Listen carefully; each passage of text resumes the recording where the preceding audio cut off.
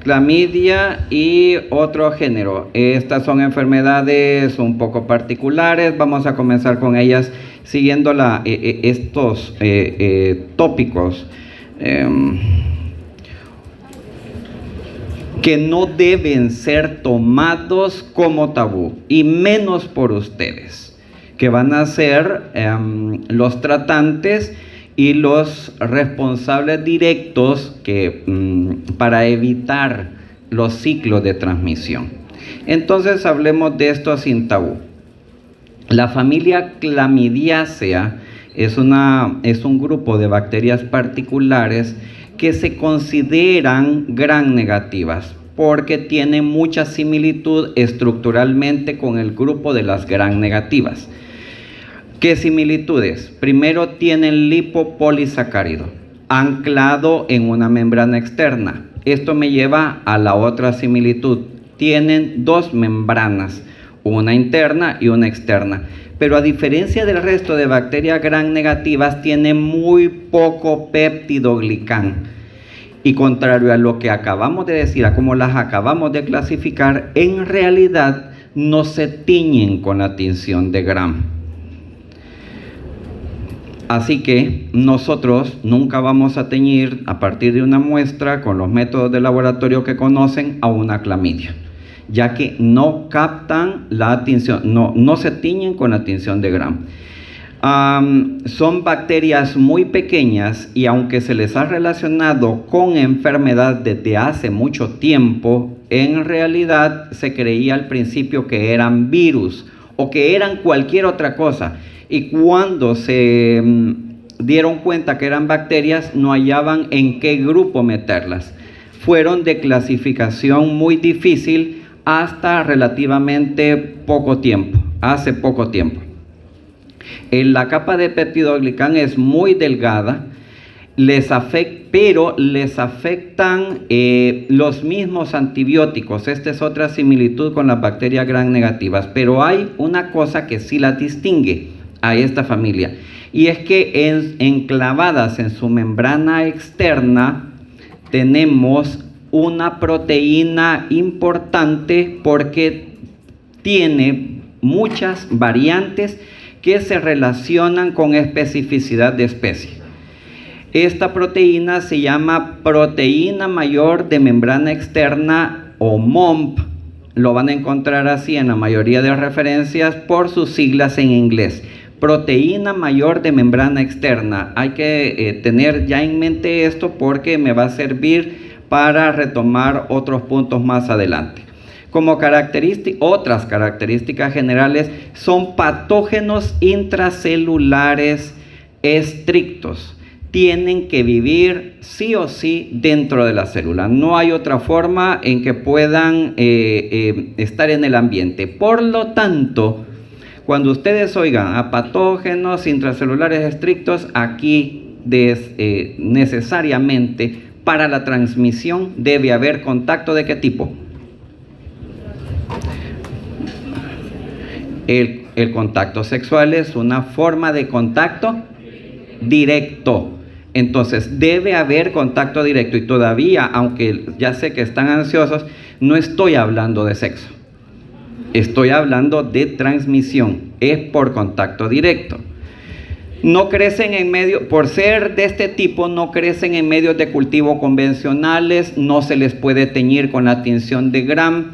Debido a que tienen un ciclo vital un poco particular, se han utilizado estas particularidades para teñirlos con tinciones especiales. La tinción de Papa Nicolau, que se utiliza para la detección de cáncer cervicuterino, ha servido para detectar en muchos casos la presencia de los cuerpos reticulares, que se encuentran dentro de la célula. ¿Cuáles son? Ya los vamos a identificar. También la presencia de esos cuerpos dentro de las células y que tienen antígenos específicos en la proteína mayor de la membrana externa, nos sirve para pegarle anticuerpos marcados con colorantes fluorescentes. Esto es lo que llamamos inmunofluorescencia directa, y es un método que se utiliza, no estoy haciendo énfasis en el diagnóstico, pero estoy tratando de decir, reforzar que se les considera Gram negativos, pero no porque reaccionen así a la coloración de Gram, y que hay tinciones especiales para poderlas identificar directamente en las muestras. En este grupo encontramos a por lo menos 12 especies patógenas. La mayoría viven en animales, en reservorios animales. Solo algunas de estas son zoonóticas, o sea, se van a transmitir al humano y le van a producir enfermedad, y solo una de ellas es estrictamente antroponótica. El hábitat de todas es el hábitat genitourinario y el tracto respiratorio, dependiendo de la especie. Bien, el ciclo de vida acabo de decir que es un poco particular. Lo vamos a describir más adelante. Aquí tenía 2 versiones de la clase y lo que seguía era el ciclo, pero vamos a hacer esta aclaración ahorita. El género Clamidia fue creado en el año 1945. Que no les extrañe el año, muchas investigaciones se hicieron en esta época con el afán de proteger a las tropas que estaban involucradas en la Segunda Guerra Mundial. Muchos soldados morían de muchas enfermedades y se necesitaba estrategias y herramientas para poder curarlos y, por supuesto, ganar la guerra. El objetivo final no era curarlos. Bien, muchos conocimientos que actualmente tenemos vienen de esa época. En fin, el género se crea, y posteriormente a la creación del género se fueron incluyendo en él bacterias que no se sabía que eran bacterias, pero que sí ya se relacionaban con la producción de enfermedad. Por ejemplo, para el año 1907 se reconoce a una bacteria o virus, no se sabía qué era, que posteriormente se llamó Clamidia trachomatis, como agente de infecciones a nivel de uretra, pero que no eran causadas por el gonococo. El gonococo, del cual les acaban de hablar, ya estaba plenamente identificado, ya se sabía que era sensible a algunos antibióticos, pero se seguían viendo soldados que tenían descarga purulenta a través de la uretra y que no cedían con el tratamiento específico que se tenía en ese entonces para el gonococo. Por lo tanto, a esos cuadros se les llamaron uretritis no gonocócica o uretritis inespecífica. Pues bien, con el paso de los años se descubrió que el principal agente de esos cuadros de uretritis no gonocócica se debieron y se siguen debiendo a la hoy conocida como Clamidia trachomatis. Luego una historia similar con Clamidia psittaci y Clamidia pneumoniae, que son las 3 especies patógenas originalmente incluidas en el género Clamidia. Bien, para 1999 una señora que no tenía nada que hacer con su grupo de investigación publicaron una nueva propuesta que fue presentada en el 2000 en esa actividad, en el encuentro de la Sociedad Europea para la Investigación de Clamidia. En esa propuesta se hacía una división del género original Clamidia en 2 géneros, Clamidófila y Clamidia. Hizo muchas investigaciones alrededor de esto, y la familia Clamidiacea quedó dividida en el género Clamidófila, en el cual se agruparon 6 especies, entre ellas la hoy llamada Clamidófila psittaci y Clamidófila pneumoniae, que eran de las 2 originales. Se agregaron otras especies, Clamidófila felis, abortus, cavie y pecorum. En ese año se propusieron 9 especies, ya van 6. El otro género abarca 3 especies, donde queda Chlamydia trachomatis, y 2 especies nuevas, Muridarum y Suis. 3 y 6, 9. Para el 2014 se agregan 3 más descubiertas que infectan aves. Esto tiene importancia veterinaria porque aunque no infectan al humano, tienen mucha prevalencia y mortalidad en diferentes poblaciones de animales.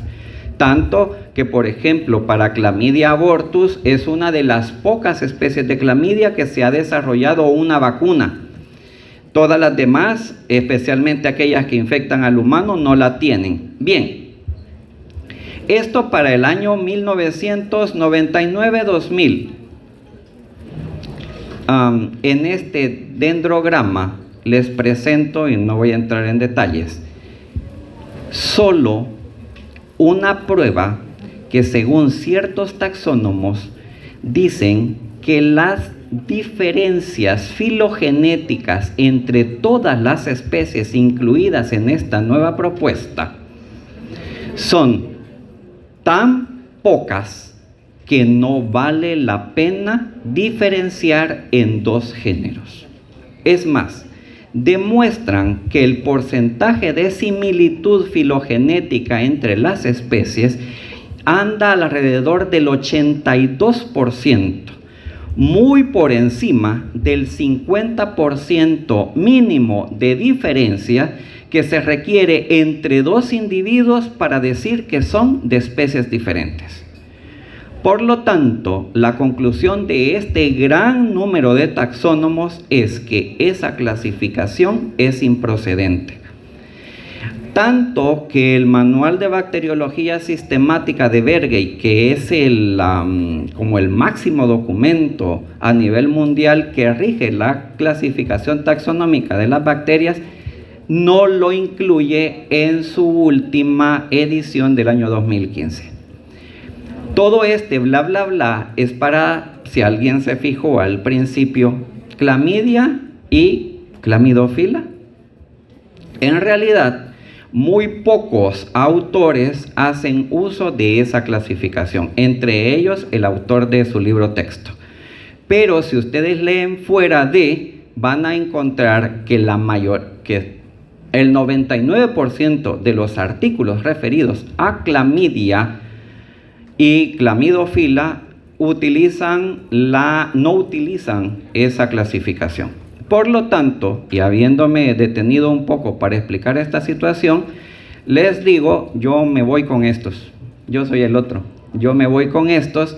Y para el transcurso de la clase y las referencias que puedan leer, vamos a utilizar la terminología de género clamidia únicamente.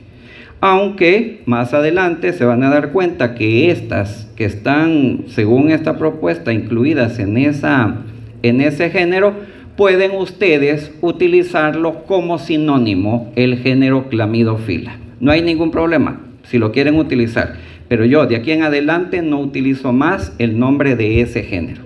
Ahora bien, el género clamidia tiene en general, valga la redundancia, un ciclo de vida particular que paso a describir. Hay para el inicio la existencia de unas estructuras bacterianas similares a esporas, redondeadas, compactas, muy pequeñas, que se adhieren a la célula, al epitelio celular, se unen a la célula blanco. Y esas células son llamadas cuerpos elementales. Los cuerpos elementales, fíjenlo ya en su memoria, son los infectantes, son los que se adhieren, modifican a su antojo a los filamentos de actina y originan una vacuola a su alrededor. Esa vacuola se llama simplemente inclusión, así se le llama en todas las referencias, inclusión, no fagosoma, no endosoma, en fin. Dentro de esa inclusión, aproximadamente después de 6 horas de la infección, empiezan a transformarse en células más grandes y metabólicamente activas, denominadas cuerpos reticulares. Los cuerpos reticulares ya dentro de las células son los que tienen capacidad reproductiva, se dividen y van formándose dentro de esa inclusión que va creciendo de tamaño. Alrededor de los 24 horas empiezan a transformarse asincrónicamente de nuevo en cuerpos elementales. Cuando digo asincrónicamente es que de esta gran cantidad de cuerpos elementales que a las 24 horas ya se encuentran de la célula, solo una pequeña proporción empieza a mutar en cuerpos de nuevo elementales. Al final de 48 horas de evolución dentro de la célula vamos a tener una inclusión muy grande, tortuosa, deforme, con una gran cantidad de cuerpos elementales más que reticulares. Los cuerpos elementales son los infectantes, no así los cuerpos reticulares. Que les quede claro.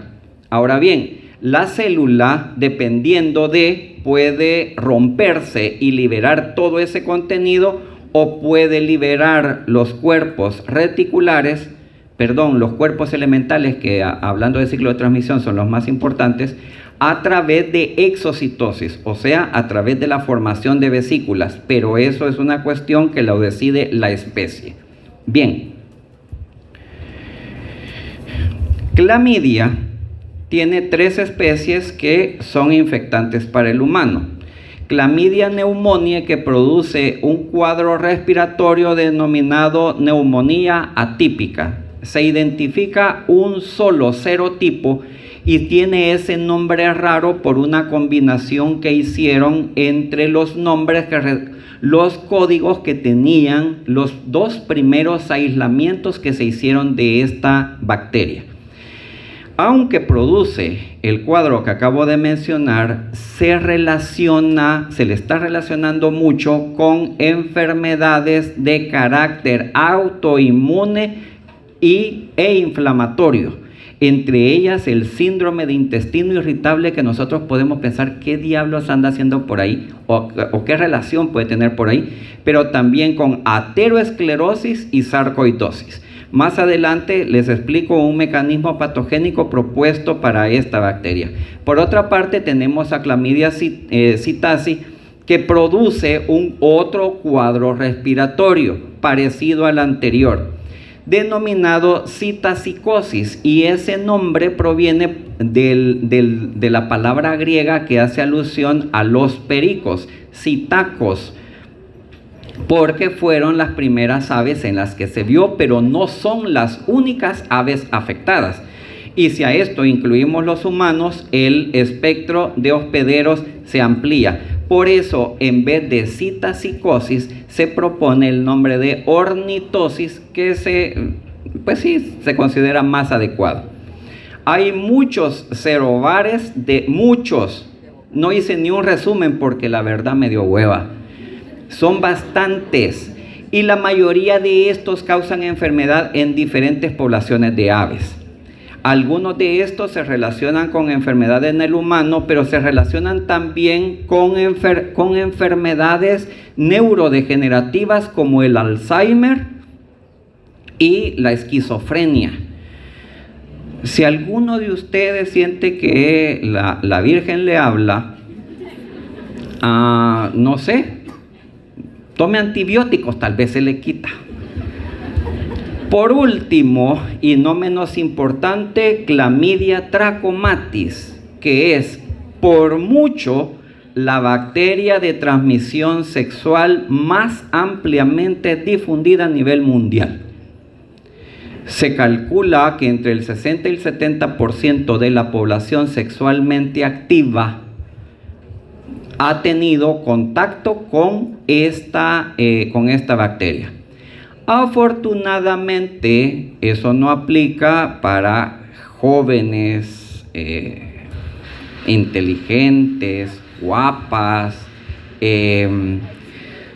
sanos, que no hacen nada, y ahora sí me refiero a sexo. Valgan estos temas como para de una manera jocosa, pero responsable, hacer buen uso de las herramientas que Dios nos dio, ¿verdad? Se calcula que existen al año, la Organización Mundial de la Salud ha calculado en 131 millones de nuevos casos de infecciones relacionadas a contacto sexual por esta bacteria. Pareciera que Netflix no es suficiente y que necesitamos algún otro tipo de entretenimiento, porque pareciera que no hacemos otra cosa más que eso.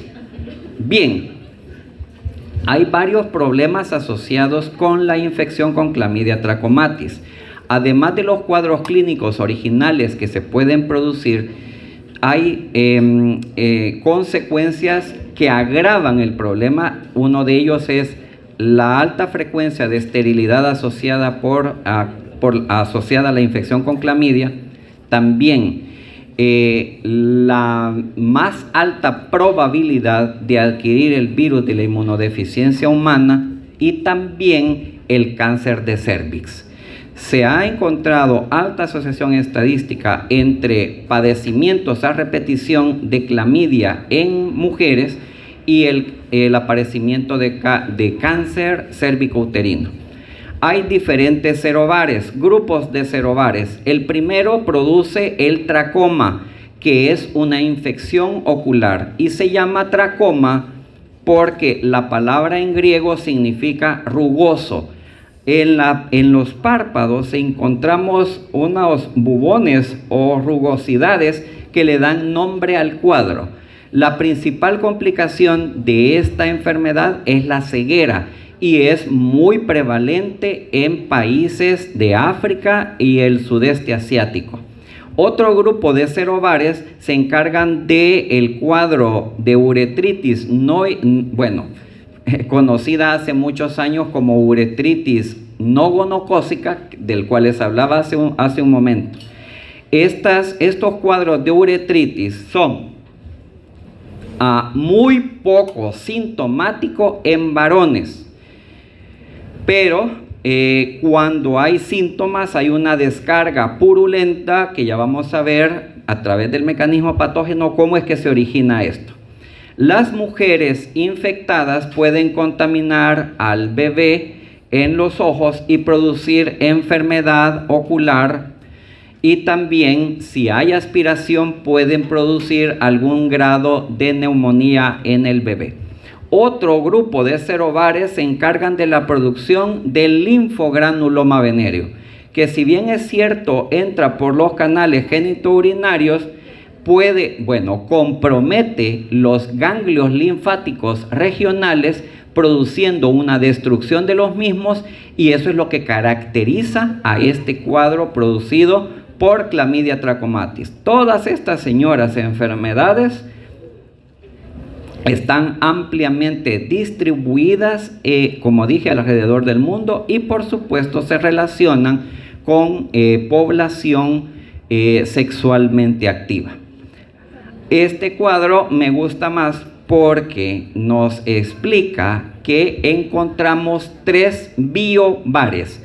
Para que no se confundan con las palabras serovar y biovar, biovar hace una clasificación en base a alguna característica biológica general, pero los serovares tienen que ver con tipificación serológica in vitro. ¿Ok? Bien, entonces vámonos a los 3 grupos grandes, que son el biovar tracoma, en el que se encuentran los serovares que producen el tracoma o conjuntivitis por clamidia. Los serovares respectivos son 4 y los tenemos detallados allí. Van de la A a la C, pero no es simplemente A, B y C. Entonces, no dijo que eran 4. Sí, porque el serovar B se subdivide en el serovar BA. Y esta misma circunstancia pasa en el otro biovar, que es el biovar tractogenital. La mayoría de las infecciones a este nivel en mujeres son asintomáticas. Alrededor del 80% de mujeres con clamidiasis son asintomáticas. Caballeros, usen el condón. Y te va bien, ¿verdad? O sea, el mejor mecanismo, bueno, aparte de la abstinencia, ¿verdad? Pero el mejor mecanismo después de ese para evitar las infecciones de cualquier enfermedad de transmisión sexual es el uso de barreras físicas durante el coito. Bien, las mujeres son asintomáticas, los varones suelen ser sintomáticos.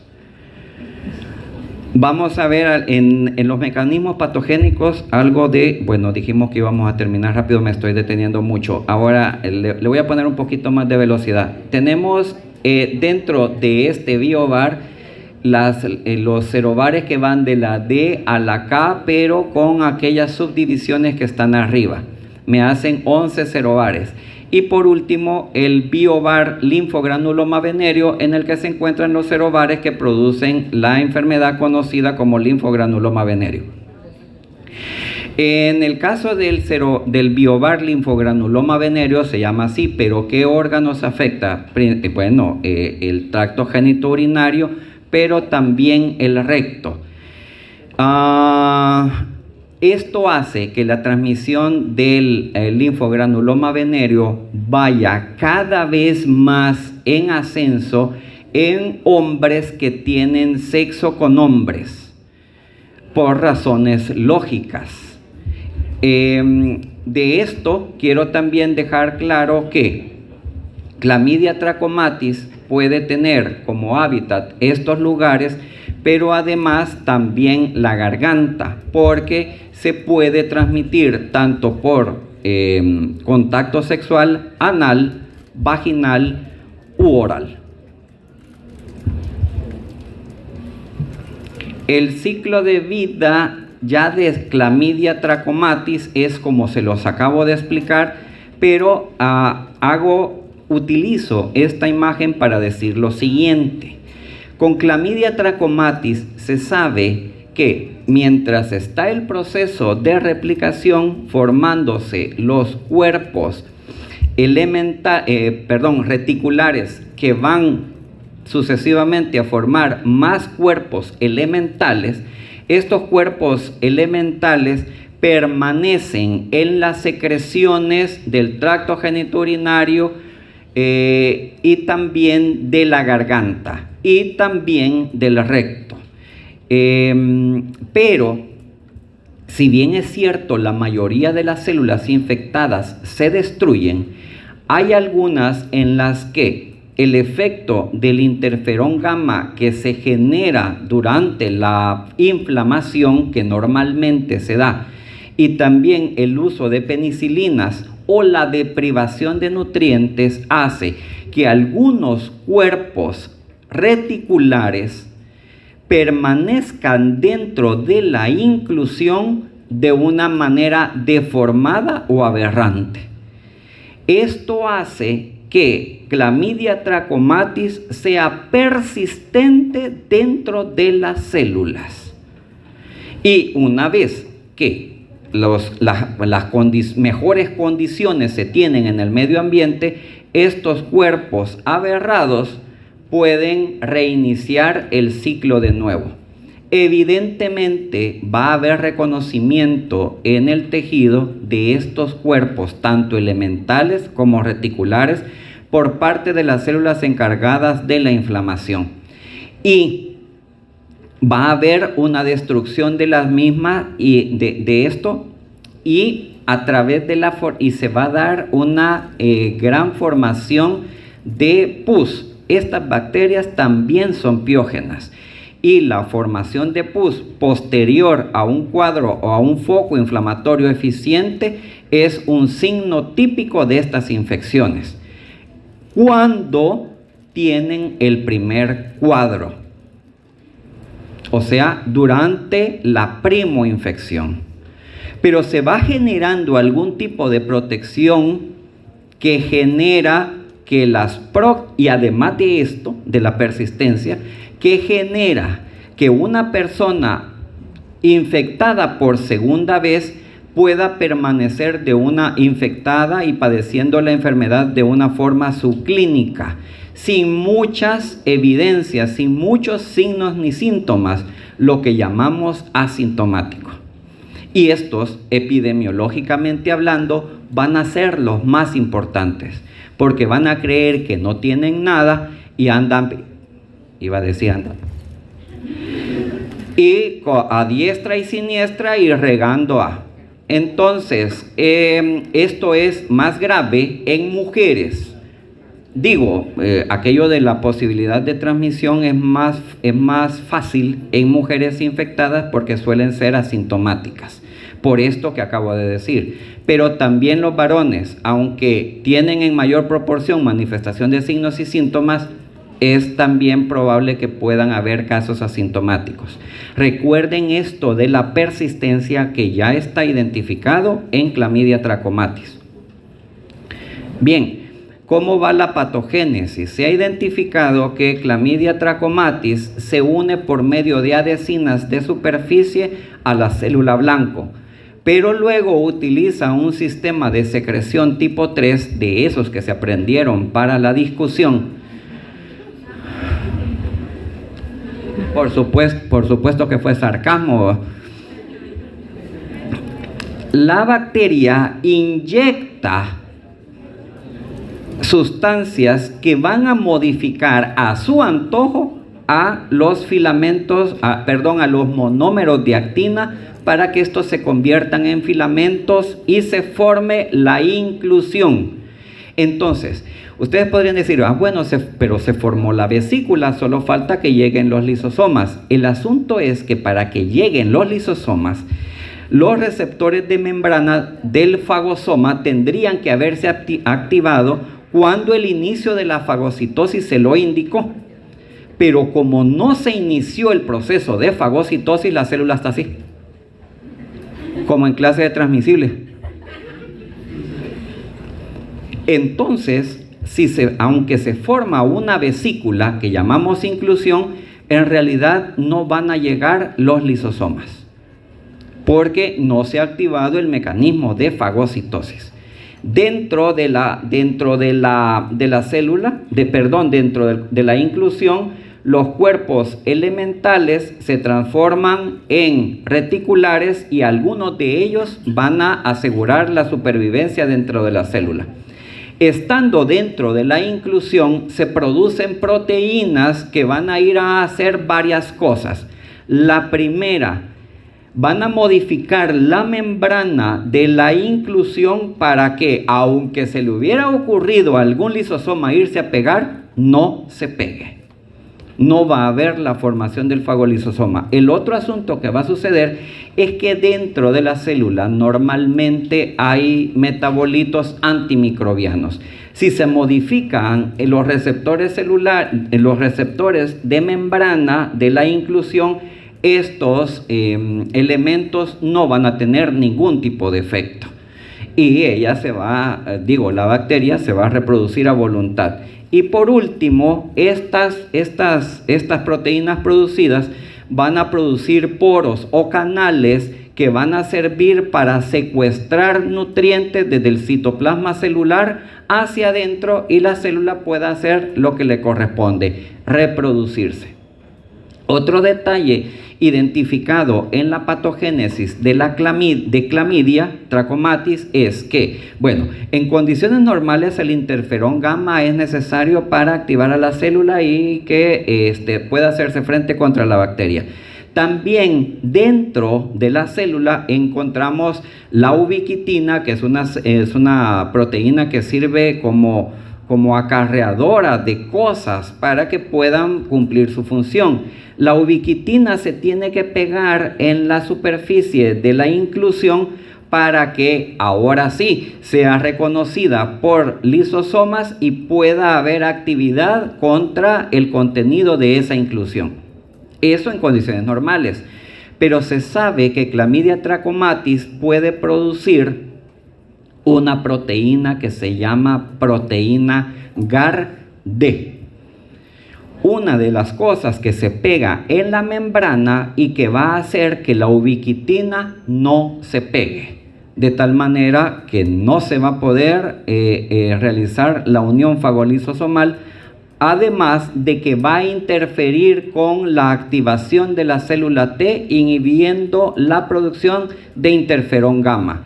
Y por último, va a poder replicarse, liberar, pero también persistir en células adyacentes. Esto me hace pensar que no es necesaria la reinfección para padecer crónicamente un cuadro de clamidiasis mal tratada.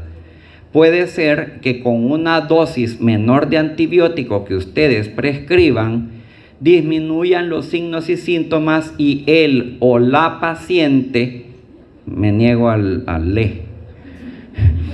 él o la paciente se sientan curados, pero en realidad van a tener células persistentemente, crónicamente infectadas con los cuerpos reticulares aberrados. En condiciones normales, cuando se destruyen las primeras células bacterianas, lo que va a haber es una estimulación de la inflamación. Se va a estimular el endotelio para que se produzcan todas las cosas que ustedes ya saben, entre ellas la llegada de polimorfonucleares. Y yo aquí así, ¿ven? Y ustedes tomando fotos y así.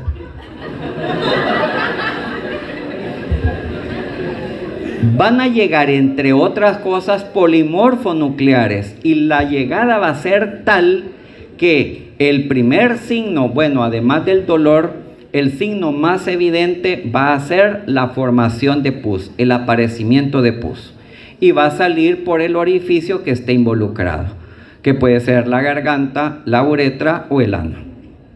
Bien, pero cuando la persistencia de la bacteria se ha asegurado y la infección se vuelve crónica, el flujo purulento se convierte en un flujo. No estoy hablando tampoco de patología, eso lo van a ver en la Transmisibles 2, solo estoy tratando de relacionar la patogénesis con un poquito de la patología.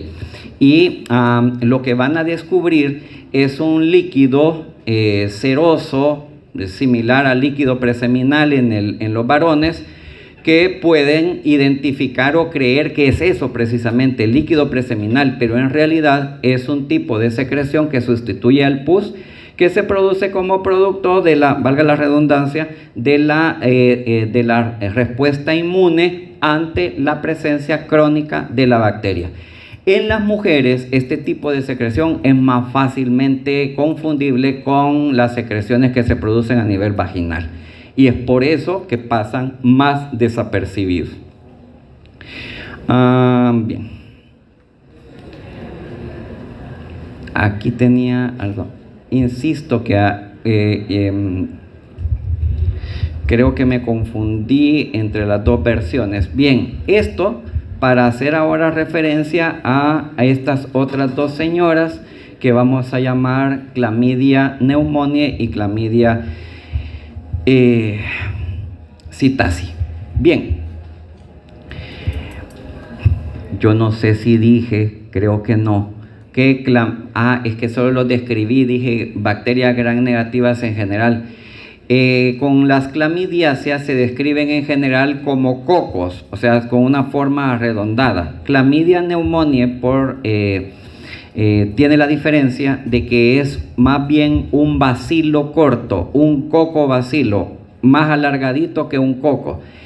Por supuesto, y Clamidia psittaci son agentes que se distribuyen por vía respiratoria. Si a alguien le llega con neumonía y la identifican como clamidia neumonía, no han dado. Se puede fácilmente contaminar a nivel de la comunidad. De hecho, la neumonía por clamidia neumonía es uno de los tipos de neumonía más comunes en la población normal, pero principalmente en niños, por aquello del sistema inmune menos elaborado, menos desarrollado. Bien, pero debido a la dificultad que se tiene para cultivar en medios de laboratorio a estos señores, generalmente no se le identifica y no se trata bien porque el médico tratante cree que se trata de una neumonía viral, pero en realidad necesitará antibióticos porque es una bacteria. Entonces, debería de estar dentro del espectro epidemiológico que ustedes manejan a primer nivel. Lo que acabo de decir se relaciona con ese porcentaje que aparece ahí, que más del 80% de la población ha tenido algún contacto con clamidia neumonía y